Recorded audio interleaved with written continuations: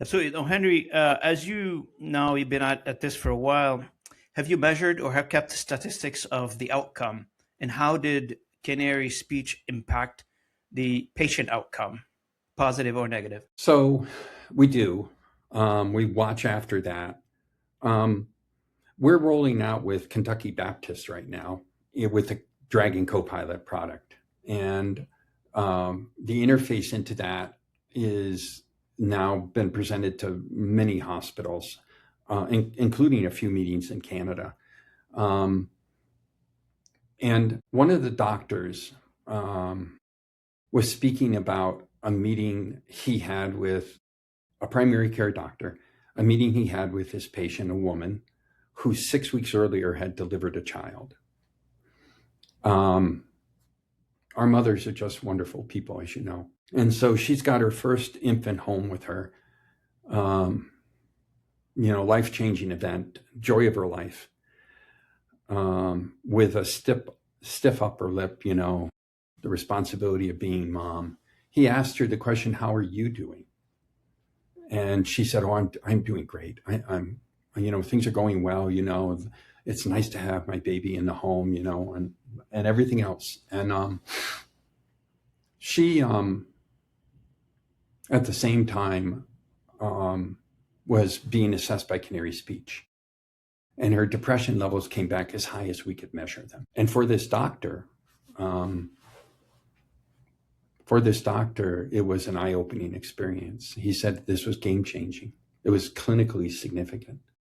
It allowed me to ask a series of additional questions with a patient that I've known for many years. And we had a plan to help her with that depression before she left. Without Canary Speech, if I took her on her word, she would have gone home a terribly depressed person because she's trying to be the best mother she can. Sometimes, being the best mother she can means also, allowing others to help her. And in this case, her doctor, So it was a wonderful thing. We see that kind of thing happening. I've seen similar things. I was in a meeting with permission, both the patient permission and the doctor's permission. I was in a meeting where a woman came in who was my age, about 72 years old. And she wasn't the patient, her mother was. And I just thought that was so sweet, And I don't know how old her mom was.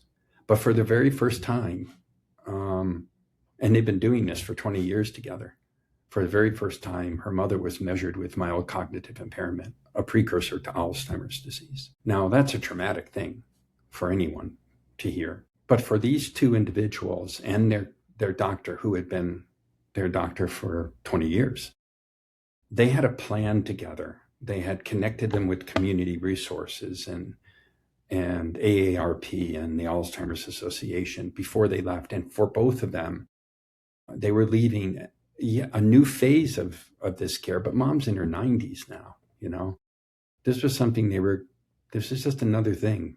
The love between these two people we're going to manage, So those are the kind of things where Canary Speech as an objective set of information provides insight into and augments the care that they're getting. Absolutely. This is where we talk about it quite a bit on this channel, Henry, is that AI is an assisting tool to whatever we do. In this specific case here, we're talking about AI in health and healthcare delivery, which is phenomenal. What people are worried about down the road is AI replacing human, because we're still going through a trust phase. Do we trust AI fully, or do we need to stay in control? And it sounds to me like Canary Speech is in the assisting the human, the professionals, make a decision.